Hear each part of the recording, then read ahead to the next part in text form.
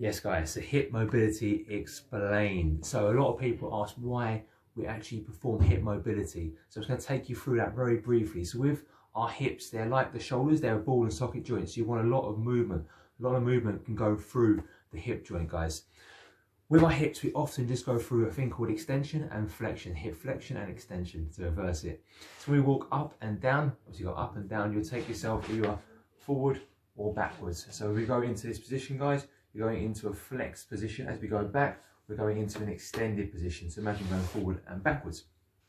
We often don't go out and inwards. So out and inwards, you've got external rotation and internal rotation. We don't often do this. And the problem with this is our hips can become very restricted. Our movement becomes quite, reduced over time. When you reduce movement over time, you're actually going to lose that range of movement. If you don't use it, you're going to lose it. And when we lose it, that means we can't get into those positions we once could. We can't sit down as deep as we once could. And that's going to become a problem. We get very tight. And when we become tight, often our other joints are going to compensate for a lack of mobility in that joint. So when we lose mobility at the hip, our knees will often compensate for the lack of mobility here.